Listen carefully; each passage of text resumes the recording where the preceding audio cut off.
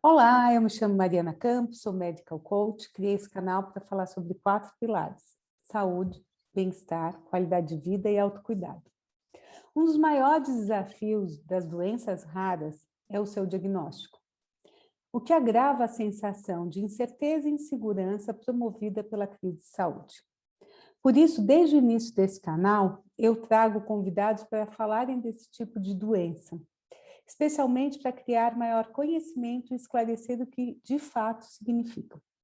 Hoje, meu entrevistado tem grande experiência no assunto, por trabalhar há mais de 28 anos no setor farmacêutico.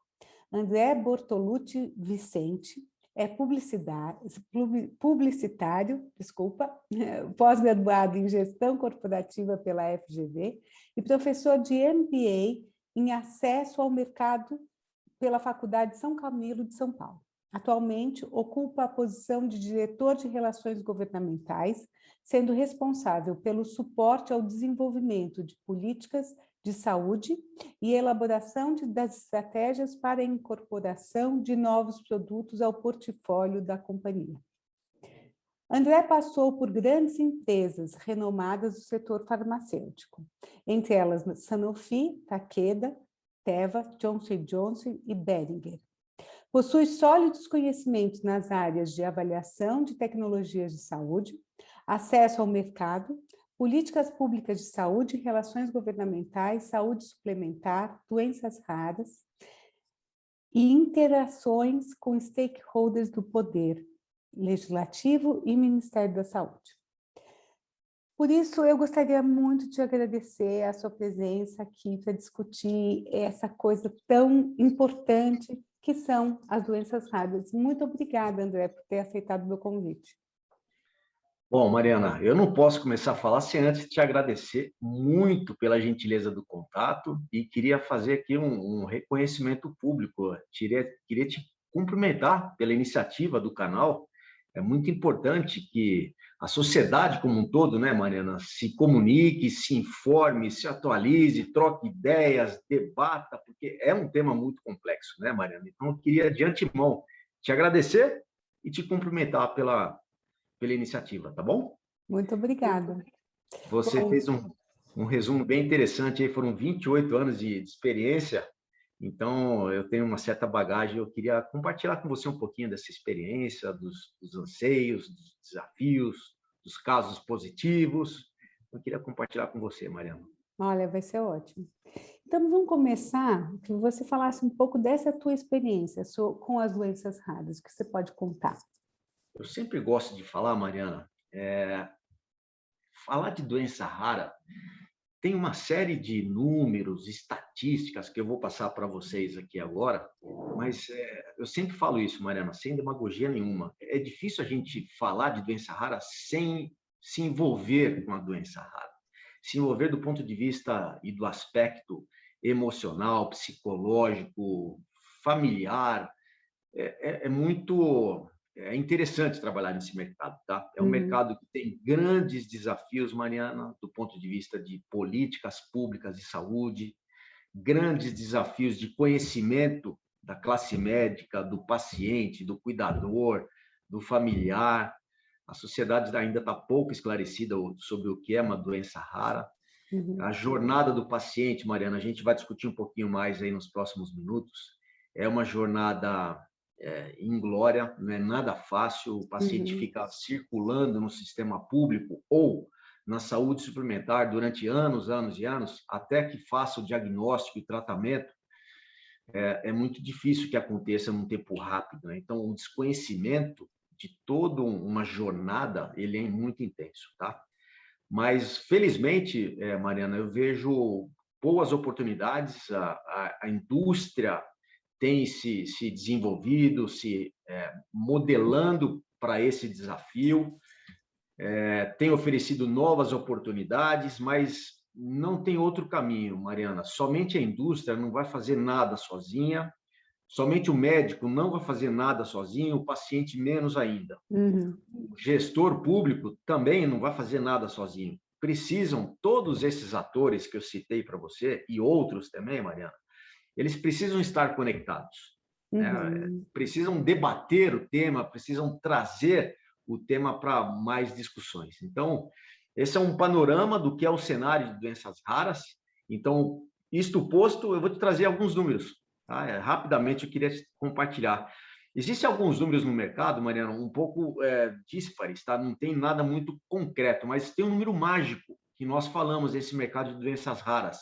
São 13 milhões de brasileiros hoje que sofrem de algum tipo de doença rara, tá? Então, desses 13 milhões, mais ou menos 80% deles é de causa hereditária, genética. Outros 20% são infecções bacterianas, virais, alimentares, ou seja, causas externas. 80% hereditário, 20% externo, tá? Desses 80%, Mariana, aproximadamente 75% deles são crianças. Nossa. É muito impactante. E desses 75%, Mariana, dessas crianças, né, 75%, aproximadamente também 30% delas não vão fazer 6 anos, infelizmente. Então, é uma estatística muito impactante, e é por isso que eu fiz questão de abrir esse nosso bate-papo aqui, Mariana, falando, né, dessa relação emocional, porque a maior parte das vezes é uma criança, tá? E essas crianças, Mariana, algumas delas, quando elas nascem, o médico, o familiar, já identifica de cara, poxa, tem algum problema nessa criança, algum defeito motor, algum defeito, né, corporal, algum desenvolvimento, e é feito mais ou menos um diagnóstico rápido. Outras crianças acabam passando por esse período e vai ter a sua vida adolescente, adulta, vai descobrir que tem uma doença rara na melhor idade ou no momento a seguir. Então, nesta jornada, é muito importante que o médico conheça e faça um diagnóstico preciso, né? Porque senão fica muito difícil você pegar esse paciente e fazer um tratamento adequado. Porque a grande questão que se discute hoje, Mariana, é fazer um diagnóstico mais rápido, né, mais próximo do nascimento, para que tente entrar com algum tipo de intervenção medicamentosa ou não, para que você interfira no curso dessa doença. Só que para isso precisa fazer o diagnóstico. E muitas vezes o hospital não tem isso fácil, o médico não sabe fazer o diagnóstico de uma doença rara e aí acaba passando. Então, quanto antes, para algumas doenças, quanto antes entrar com tratamento, melhor para o paciente, melhor para o sistema de saúde, então melhor para todos. E nós temos alguns pontos importantes do ponto de vista de diagnóstico, Mariana. Mariana, eu vou falando aqui, se você quiser me ajudar aí, você pode entrar aí para a gente... Não, o que você está falando, eu acho que é muito interessante. Você está dizendo que muitas dessas doenças podem ter uma sobrevida maior se tiver um diagnóstico precoce. É isso que eu estou entendendo? Correto, correto. Infelizmente não são todas, porque eu esqueci de mencionar, Mariana, desses 13 milhões de indivíduos que têm doença rara aqui no Brasil, mais ou menos, ele está dividido em 8 mil tipos de doenças raras. Aproximadamente de 7 a 8 mil tipos de doenças raras. E cerca de 5% tem algum tipo de terapia medicamentosa. A grande maioria delas, Mariana, não tem hoje terapia. A grande maioria. O que se faz com essa pessoa, com essa criança, com esse adulto, quando é feito o diagnóstico? Faz um acompanhamento clínico, faz uma fisioterapia, faz um tratamento paliativo, tratamento coadjuvante.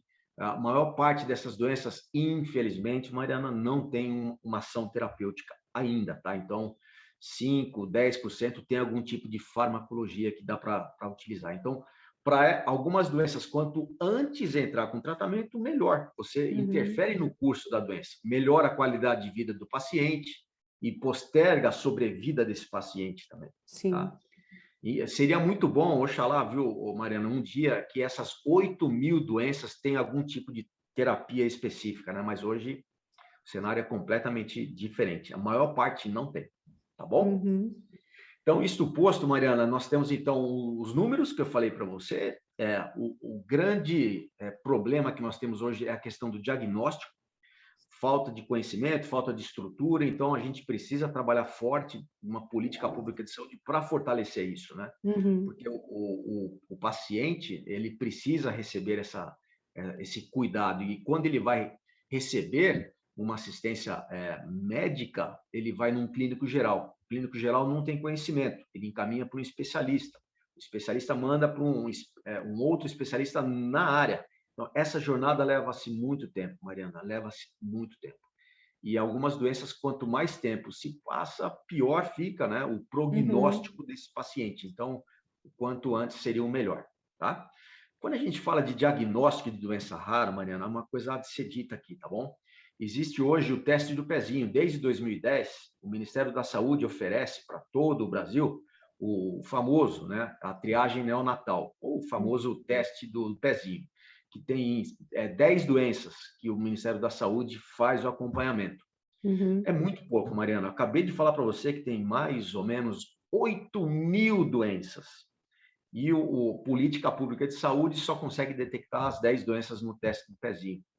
Então, precisamos evoluir muito. Recentemente teve uma discussão no Congresso Nacional, foi aprovado um projeto de lei para expandir o número de doenças. Então, vai sair de 10, se não me engano, Mariana, vai para 25 doenças que serão mapeadas na triagem neonatal, ou no teste do pezinho. Tá? É uma evolução, existem outras tecnologias, Mariana, como o teste da bochecha, que é um teste, né, que você identifica aproximadamente 300 doenças nesse Olha, teste. Só que não está disponível hoje no esse eu SUS e vai nunca levar nem muito tinha tempo. ouvido falar. Teste da bochechinha. É uma inovação que tem já no Uhum. mundo, aqui no Brasil, alguns hospitais privados já têm, mas é Uhum. uma grande evolução, tá? Então, mas no SUS, o que nós temos hoje é a triagem neonatal com 10 doenças e que foi discutido esse ano uma expansão. Provavelmente, a partir do ano que vem, teremos novidades aí. E o que é muito bom, né? Porque quanto Sim, antes tratar, melhor para o sistema. com certeza. Tá? Então, uma das barreiras, uma das dificuldades, Mariana, da doença rara, essa é uma das primeiras, o diagnóstico. Uhum. Como capacitar todo um sistema e como fazer o diagnóstico? Porque o médico, Mariana, via de regra, é difícil ele fazer um diagnóstico de doença rara, não porque ele não queira, porque ele não saiba, porque é muito complexo. Existe, existe uma desinformação muito grande, né? Existe um número de sintomas muito grande, muito parecido, e que às vezes acaba levando para um caminho errado, né? Então, Exatamente. precisamos evoluir muito nesse sentido também. Tá? E Uhum. tem outras barreiras, outras dificuldades que a gente vai falar no decorrer do nosso bate-papo aqui, tá bom? Tá ótimo. E eu estou escutando você falando e fico imaginando também assim, quer dizer, tem todo essa dificuldade e ainda eu acho que isso se agrava com as dimensões continentais do Brasil, né? Porque a gente tem muitas realidades muito distintas também. Então, só uma política pública talvez pudesse realmente ampliar isso, não?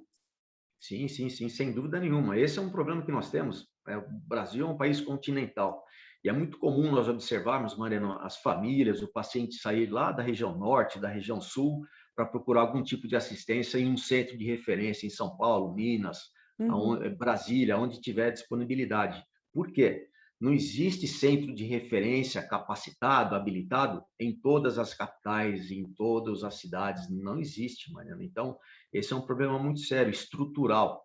E o governo o Ministério da Saúde baixou uma portaria, Mariana, a portaria 199, lá em 2014, para tentar, de alguma forma, equalizar essa complexidade de doença rara. Então, ele baixou a portaria 199, 2014, visando uma política nacional de doenças raras. E lá ele tentou estabelecer um critério para que os hospitais estruturassem os centros de referência para receber esses pacientes raros. Entendi. Só que é uma portaria, Mariana, muito complexa, muito burocrática, mas foi um avanço.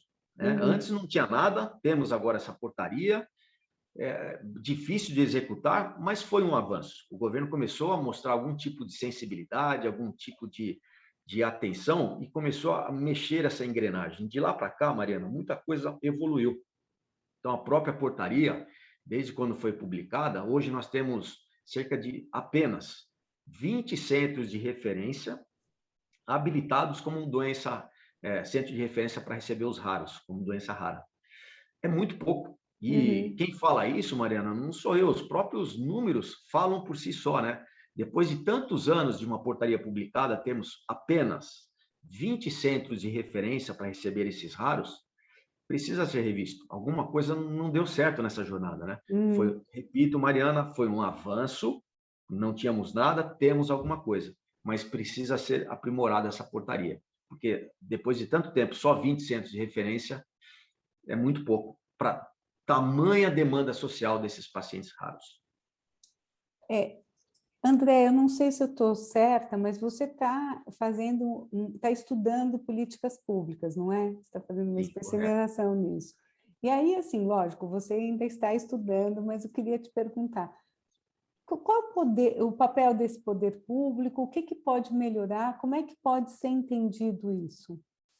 Nós temos os três poderes, né? Nós temos Uhum, federativos, nós temos o executivo, que vai aplicar esta política pública, vai pensar estrategicamente uma política pública de saúde, ou de segurança, de educação, o que for. Então, nós temos o poder executivo, o legislativo e temos o judiciário também. Os dois grandes pilares, Mariana, é o executivo e o legislativo.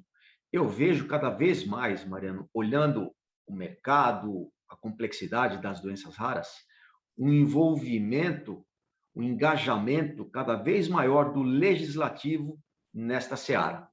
E qual que é o poder, o que o poder legislativo faz? Qual que é a função deles? Primeiro, fazer leis. Segundo, fiscalizar o executivo. Se o poder executivo, o Ministério da Saúde, não está aplicando adequadamente uma política pública, seja ela qual for, Mariana, o uhum. legislativo tem o poder de fiscalizar e cobrar destes gestores para que isso aconteça. Então, eu vejo, Mariana, olhando o mercado dos raros, o engajamento cada vez maior do poder legislativo. Então, nós temos um mundo, né, legislativo com 513 deputados federais e 81 senadores.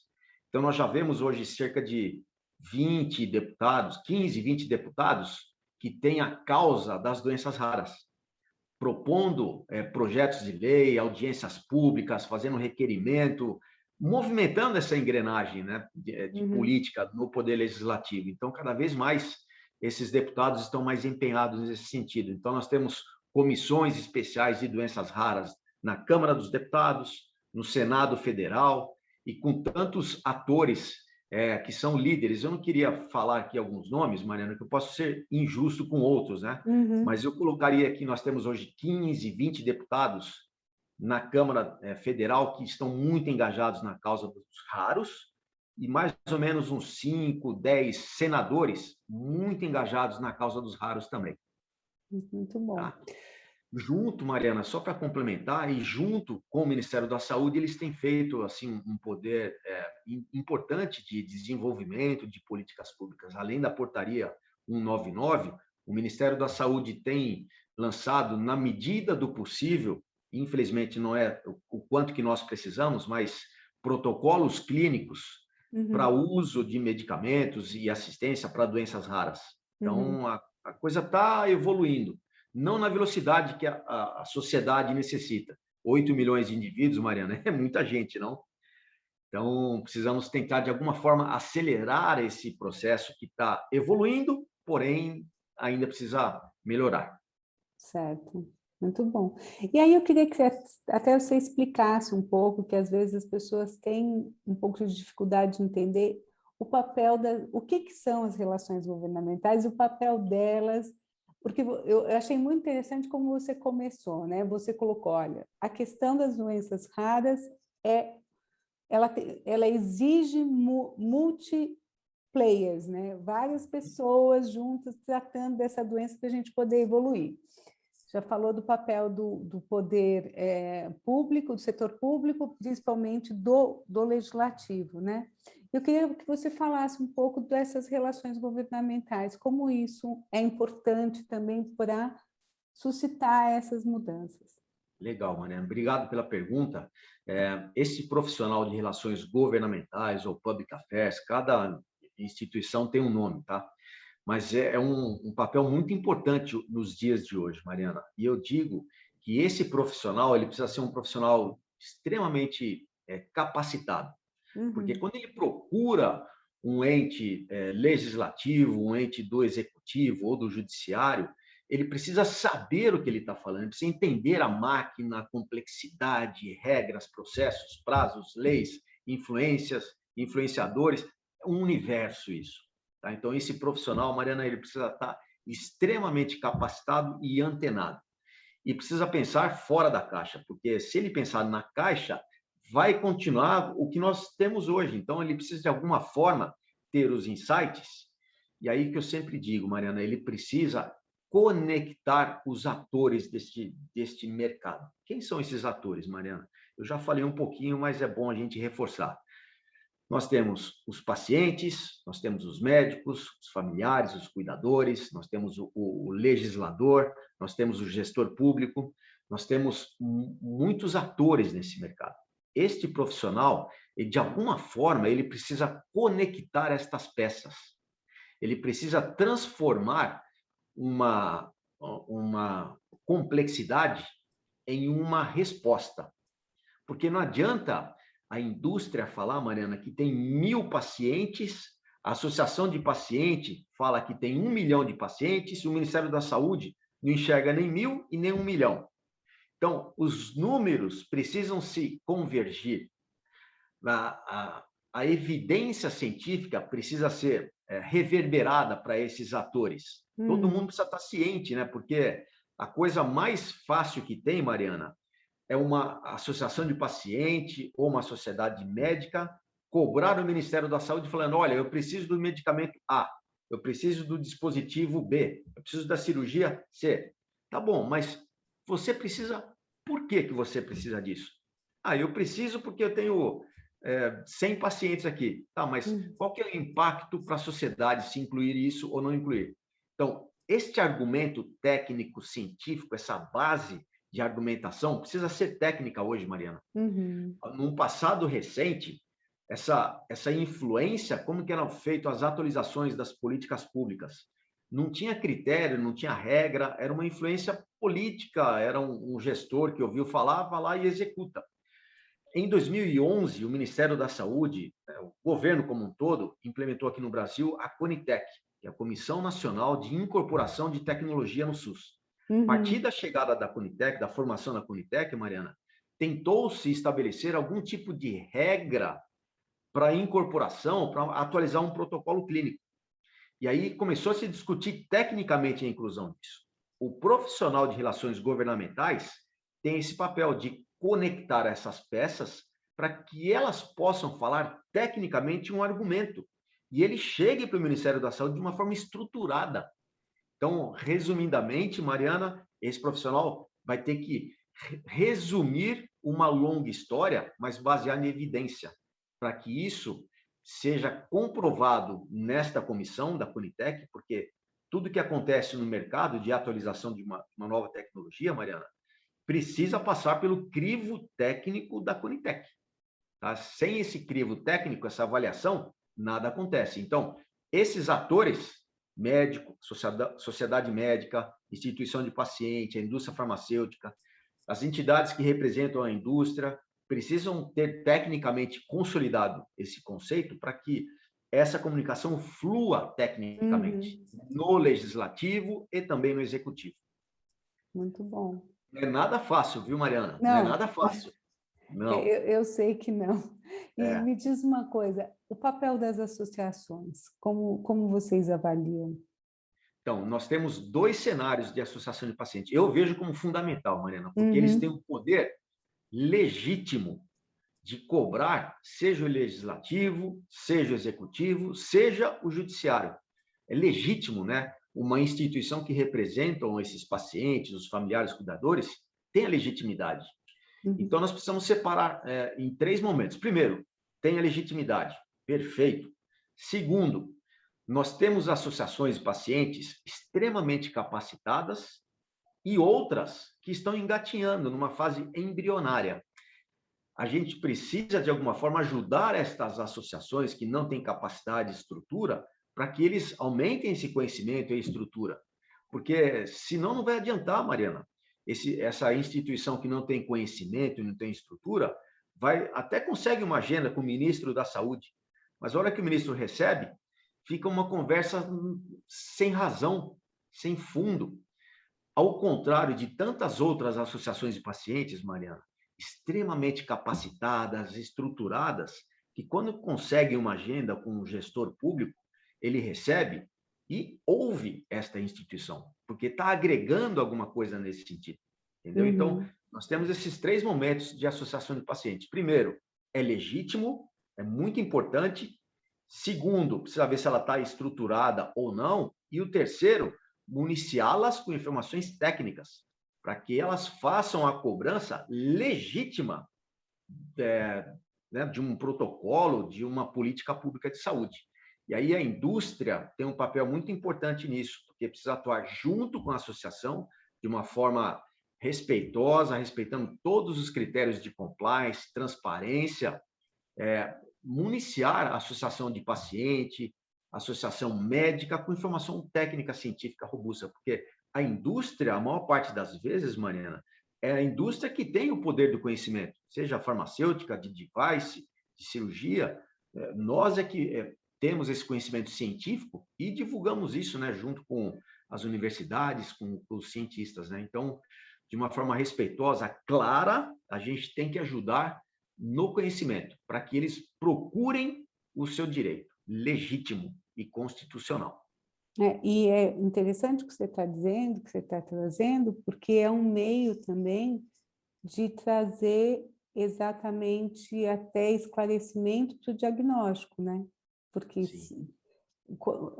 primeiro que a associação do paciente, de pacientes, muitas vezes elas têm acesso a essas pessoas e podem auxiliar nisso. E se elas estiverem alinhadas com a indústria, com os médicos, elas conseguem auxiliar, inclusive, no diagnóstico, né?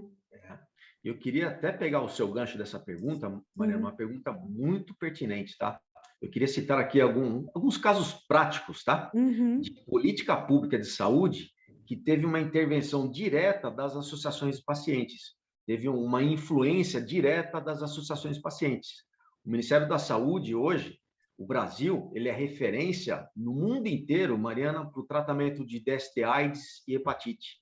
Isso começou, Mariana, há 30 anos atrás, mais até, 40 anos atrás, quando foi diagnosticado pela primeira vez, né, foi identificado o vírus do HIV. De lá para cá, Mariana, as associações de pacientes se mobilizaram tanto, mas quebraram o pau tantas vezes com o Ministério da Saúde, com o Legislativo, fizeram uma pressão social legítima, que hoje o Ministério da Saúde é referência para o mundo inteiro. Se tem uma tecnologia nova para o tratamento de ST, AIDS e hepatite, o Ministério da Saúde incorpora rapidamente, porque é uma política pública estabelecida há mais de 40 anos. Se não for incorporado, a associação de paciente, Mariana, vai cobrar o gestor público no minuto seguinte. Então, esse é um caso, queria te agradecer essa pergunta, Mariana, prático, de como que a associação de paciente tem esse poder legítimo de cobrar os seus direitos. DST AIDS e hepatite, DST AIDS e hepatite, são duas doenças diferentes, né? Com associações muito, aguerridas. Brigam mesmo, Mariana. Se tiver que chutar a canela do ministro, vai lá e chuta a canela. Então, foi importante para políticas públicas.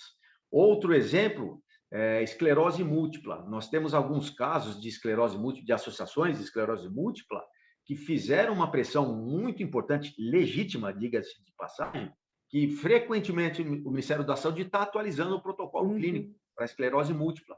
Tem uma tecnologia nova, a tendência de se incorporar e disponibilizar no SUS é cada vez maior, comparado com outras doenças que não têm esse engajamento social. E tantos outros exemplos, viu, Mariana? Associações de câncer também se mobilizam bastante nesse sentido. Eu acho importante a gente frisar isso, porque muitas vezes a pessoa que tem esse diagnóstico no seio familiar, de alguma maneira, se sente muito abandonado, mas pode ter força a partir do momento da mobilização civil, né? A gente acha que, não, é só político, é só... Não, enquanto sociedade, nós temos responsabilidade também. Eu acho que é isso que você acabou de fazer nessa tua resposta. Obrigada, viu? Sensacional, Mariana.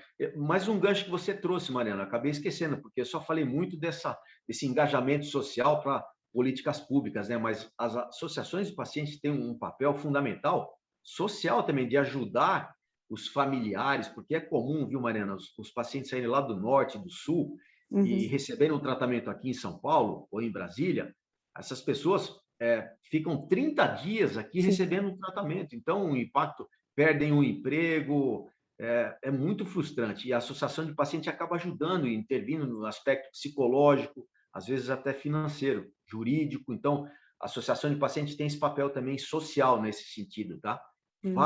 Várias associações de pacientes têm esse tipo de apoio, que é muito importante.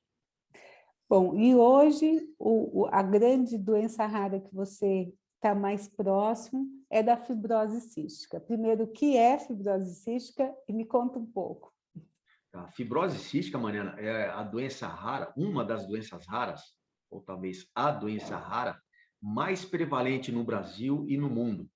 Tá? Então, desses 8 milhões aí que eu te falei, a maior parte deles é de fibrose cística, que é uma doença rara. Tá? Então, é uma das doenças raras mais prevalentes no mundo inteiro. Tá?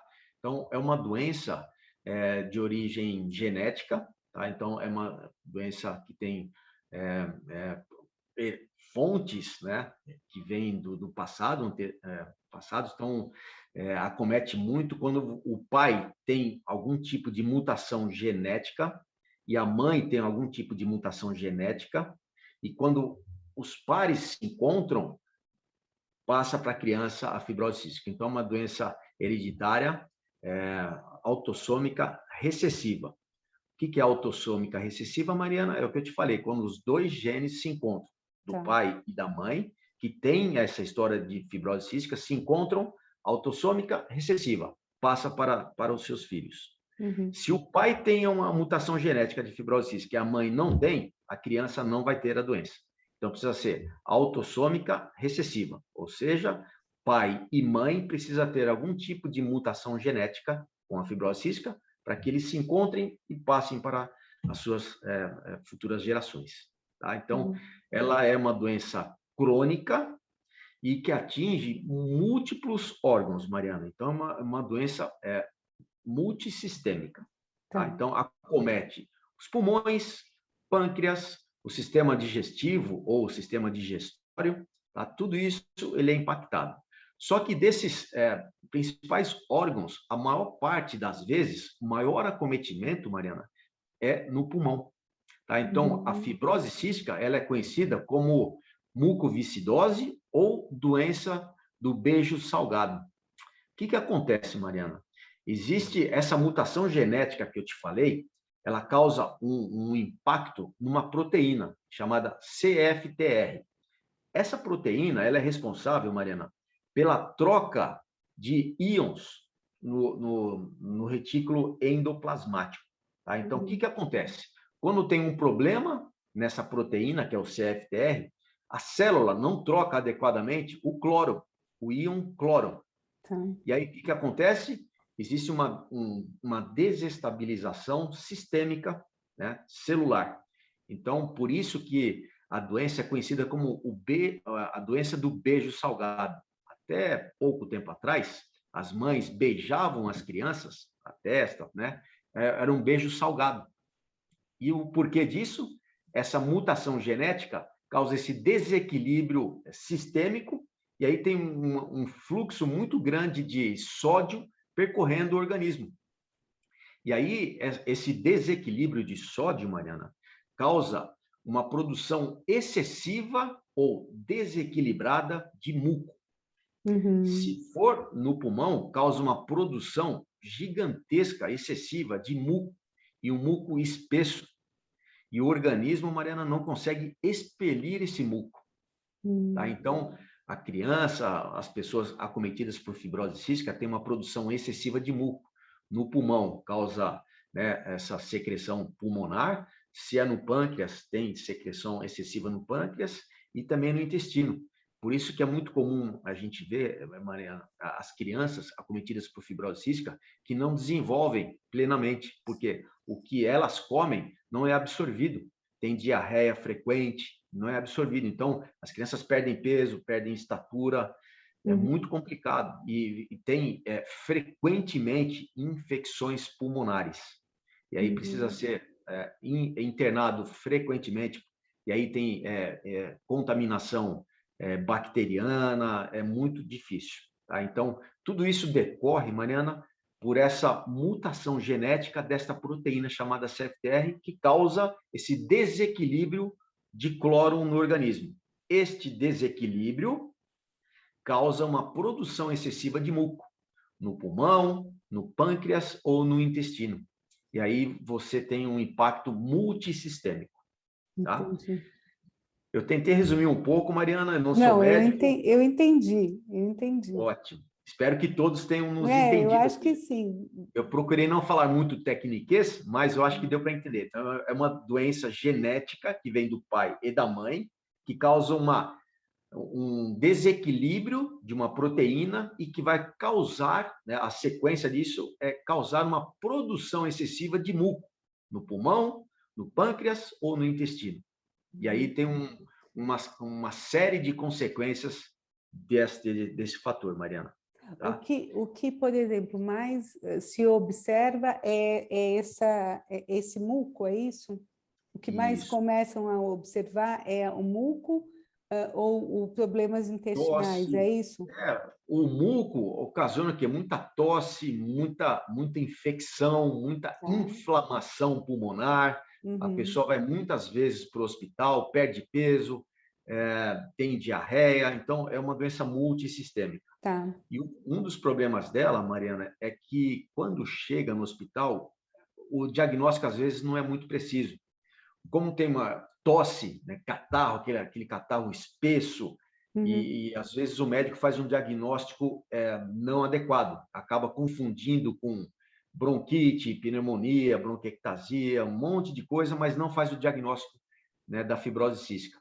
Como que é feito, Mariana, o diagnóstico da fibrose cística? Então, eu te falei a causa, o que é a doença, acho que ficou claro, né? Sim. Para todos. Então, o que é a doença, o que causa a doença, o diagnóstico, como que é feito o diagnóstico? Nós temos 3 exames fundamentais. O primeiro deles é o exame da triagem neonatal, que é o teste do pezinho. Tá. Eu acabei de falar para você, né?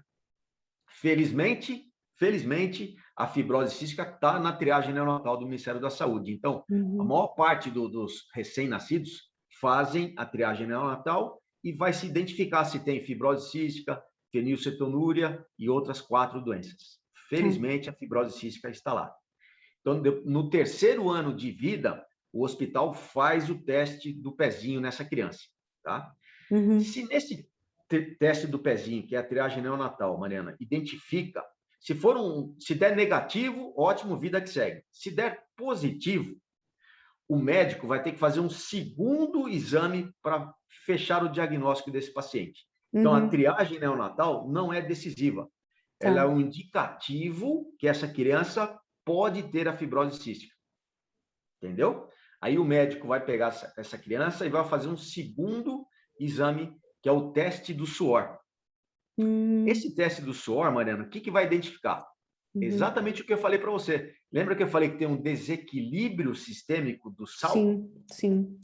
Então, a criança ela transpira muito, ela tem muita infecção. Então, o médico e o hospital vai fazer esse teste do suor. Primeiro, triagem neonatal, que é um sugestivo de fibrose cística. E aí faz o diagnóstico neste exame, o teste do suor. Tá? Esse é o segundo. O terceiro é um exame genético, Maria. Porque lembra que eu falei para você também que a doença é uma doença genética? Então, nós temos hoje, mais ou menos, cerca de 2.000 mutações genéticas para a fibrose cística. Nossa! 2.000 mutações somente para a fibrose cística. E hoje, Mariana, existem medicamentos que agem especificamente para aquela mutação genética. o teste genético vai identificar exatamente isso. Se aquele paciente tem uma mutação genética num alelo X, o médico vai poder entrar com uma terapêutica específica, mais segura e mais eficaz para aquele paciente. Porque não adianta você entrar com esses medicamentos novos, moduladores de CFTR, por uma mutação genética que não é indicada para essa terapia-alvo. Então, é muito importante que isso seja compreendido, tá, Mariana? Então, nós temos a triagem neonatal, que é sugestivo de fibrose cística. O diagnóstico é feito no teste do suor. E depois, posteriormente, para entrar com uma terapêutica mais adequada, o médico, o paciente, os familiares fazem esse exame genético para entrar com uma terapia-alvo, uma terapia target específica que vai melhorar a evolução dessa doença, tá? Então, falamos da doença, falamos do diagnóstico e de tratamento, Mariana. Até pouco tempo atrás, Mariana, o diagnóstico da fibrose cística era uma sentença de morte. Era uma sentença de morte. Tinham poucas opções. Lembra que eu falei para vocês que a maior parte desses pacientes morre com 5 anos de idade? Fibrose cística não era diferente. Então, até pouquíssimo tempo atrás, não tinha terapêutica. Hoje, existem terapêuticas que tratam os sintomas da fibrose cística. Quais são os sintomas da fibrose cística, Mariana? Eu falei, vou repetir aqui de novo, tá? Então, a pessoa tem uma produção excessiva de muco, precisa expelir esse muco. Então, precisa fluidificar esse muco. Então, o médico entra com um mucolítico. Tá? Então, para tentar, de alguma forma, dissolver esse muco e a criança ou o adulto tussa e expila, consiga expelir esse muco. Então, existem mucolíticos potentes, né? Não são esses mucolíticos que encontram em farmácia convencional, é muito mais potente, né, devido à gravidade da doença. Então, o médico entra com esse mucolítico para expelir. Existem os antibióticos, porque lembra que eu falei para vocês, esse paciente, ele tem muita infecção bacteriana, viral, então ele vai muito para o hospital, ele tem muita infecção. Então, precisa tomar o mucolítico e também a terapia antibiótica, ou antifúngica, ou antiviral. Tá? Então, para tratar o quê? Os sintomas da fibrose cística. E agora, Mariana, mais recentemente, existem esses medicamentos que eu acabei de falar para você, que atuam especificamente na causa da doença. Qual é a causa da doença? Essa mutação genética nesta enzima chamada CFTR. Então, a empresa que eu trabalho hoje tem esses medicamentos que ajudam, de alguma forma, na causa da fibrose cística e não nos sintomas da fibrose cística. O que foi um grande avanço. A chegada desses medicamentos, Mariana, que atuam especificamente, melhorou muito a expectativa de vida desses pacientes. Há um passado bem recente, a média ponderada desses pacientes era em torno de 20, 25 anos. Hoje, esses pacientes vivem 40, 50 anos. Nos Estados Unidos, Mariana, que tem esse protocolo muito bem estabelecido, a média lá é de 40 a 45 anos. Aqui no Brasil ainda, essa média é baixa, mas estamos evoluindo, tá? A Sociedade Brasileira de Fibrose Cística tem trabalhado muito e tem conseguido bons avanços nesse sentido. E aí eu queria te perguntar, então você, de alguma forma, toda essa terapêutica consegue, de alguma forma, controlar essa doença crônica, é isso? Perfeito, perfeito. De alguma forma, controlar e fazer com que esse paciente tenha uma produção de muco mais equilibrada e tenha uma absorção dos medicamentos mais equilibrado, né? E que tenha a função pulmonar restabelecida, porque quando esse paciente tem muita produção de muco, Mariana, esse paciente não consegue respirar. A função pulmonar dele sai de 100 para 40, para 30%, aí o paciente não tem mais o que fazer. Muitas vezes é necessário até um transplante pulmonar para salvar a vida desse paciente. De tanta produção de muco, e ele perde tanta produção, a função pulmonar, que não tem medicamento que salve. Aí tem que fazer o transplante pulmonar. É muito grave isso, tá? Então, esses medicamentos têm o tratamento sintomático e tem hoje os medicamentos que atuam na causa dessa doença, que é essa mutação que eu te falei específica, genética. Tá? Então, houve uma evolução muito grande nesse sentido. Muito bem. Bom, o desafio é grande, mas eu acho que o que a gente acaba por observar, assim, vai fazer um ano aqui das entrevistas, é que ter saúde, né, criar saúde é uma construção diária, né? É você estar observando as terapêuticas, se ajudando e buscando sempre trazer a saúde como uma rotina, né? O cultivo dessa saúde como uma rotina.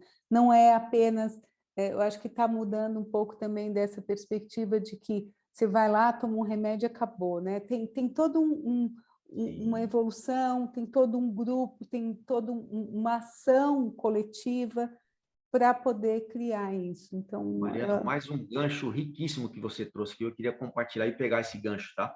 É, uhum, a indústria tem um papel muito importante nesse sentido. Eu sempre costumo falar como profissional de relações governamentais, já ficou claro o tamanho da complexidade que é uma doença rara, né? A fibrose cística, para fazer o fechamento do que eu falei no início de políticas públicas e a fibrose cística, eu considero como um caso muito positivo de política pública para a doença rara. Eu vou explicar uhum, o porquê. Nós temos 5 pontos aí que explicam um pouco isso, tá? O primeiro deles, a fibrose cística faz parte da triagem neonatal, teste de pezinho. Dessas 8.000 doenças que eu te falei, somente 10 doenças fazem parte da triagem neonatal. Então, a fibrose cística está na triagem neonatal. Esse é o pilar número 1. Pilar número 2, Mariana, existe um protocolo do Ministério da Saúde de atenção à fibrose cística. Muitas doenças raras, Mariana, mas muitas doenças raras não tem sequer um protocolo, não tem uhum. atenção hoje do Ministério da Saúde. Pilar número 2 é o protocolo. O pilar número 3 é que a Sociedade Brasileira de Fibrose Cística tem um registro brasileiro de fibrose cística, Mariana. Olha, Então, tudo que acontece hoje no Brasil de fibrose cística é, de alguma forma, controlado ou mapeado ou observado nesse registro brasileiro. Mas uma infinidade de doença rara não tem um registro brasileiro. Que para um gestor público, Mariana, fazer uma política pública de saúde, isso é muito importante, porque os dados estão lá. Eu acabei não falando, nós temos hoje no Brasil aproximadamente 12, 13 mil pacientes com fibrose cística. Desses 12, 13 mil, somente 5 mil estão hoje recebendo algum tipo de assistência no setor público. Foi feito o diagnóstico. Tá? De uhum. 13 mil, tem 5 mil, aproximadamente, pacientes com diagnóstico e que estão sendo atendidos no SUS. Tá? Então, tem hoje a triagem neonatal, nós temos um protocolo, registro brasileiro de fibrose cística. Esses pacientes, Mariana, são todos atendidos em centros de referência, onde Olha, tem uma equipe multidisciplinar. Tem um pneumologista, um geneticista, nutricionista, fisioterapeuta, dentista, gastro, uma equipe multidisciplinar. E o quinto e último, a indústria, que eu trabalho aqui hoje, nós oferecemos o exame genético para todos esses pacientes, Mariana. Todos esses pacientes que estão no Registro Brasileiro de Fibrose Cística já foram mapeados geneticamente e a indústria ajudou nesse sentido. Então, nós sabemos, a Sociedade Brasileira de Fibrose Cística sabe o perfil genético desses pacientes, que o que é um beleza, hein? grande avanço. Então, Imagino. eu diria, Mariana, que esses 5 pilares que eu acabei de falar para você torna a fibrose cística como um caso de sucesso para política pública de saúde em doenças raras. Então, nesse caso, até do que você falou, eu achei excelente. Se uma pessoa tem o diagnóstico de fibrose cística e não está passando por tratamento pelo SUS, é interessante que procure a Sociedade Brasileira de Fibrose Cística para fazer essa avaliação genética. É isso? Pode ser? Isso, perfeito. O primeiro passo, a pessoa precisa ter a confiança no médico que está Sim, passando, né? sim, Se esse sempre. médico seja um clínico, seja um médico de família, então precisa passar por um médico de confiança. Este médico de confiança, a maior parte das vezes, Mariana, talvez ele não tenha o conhecimento, né, para fazer um diagnóstico preciso. Aí o que que Uhum. acontece? Este médico vai encaminhar para um especialista. E aí, esse especialista é que vai fazer, né, o diagnóstico preciso e vai fazer o acompanhamento correto desse paciente. porque infelizmente é comum, né, um clínico geral ou um médico de família não ter esse conhecimento de uma doença rara tão complexa como essa. Então, Uhum. qualquer um no lugar deles indicaria ou encaminharia esse paciente para um especialista. E aí sim é feito o diagnóstico. E esse especialista tem uma relação muito próxima com o Grupo Brasileiro de Fibrose Cística, que é a Sociedade Brasileira. E aí ambos farão a inserção desse paciente nesse registro e farão o acompanhamento adequado desse paciente. André, eu só tenho como te agradecer, porque foi ótima a entrevista, fiquei muito feliz mesmo. Muito obrigada. Que é isso, Mariana. Eu espero, eu tentei reduzir ao máximo o tecniquez, né? Eu simplifiquei aqui ao máximo, a complexidade é colossal, é gigante. E o único caminho, Mariana, é esse: a gente tem que trabalhar juntos, com transparência, respeitando todas as regras. A gente tem que estar junto. Não tem essa de eu estou aqui, você está ali e acabou. Não, todo mundo está no mesmo barco. Exatamente. Muito Né? obrigada. Tchau. Eu que agradeço, Mariana. Até uma próxima, viu? Até. Tchau, tchau. Um abraço. Tchau, tchau.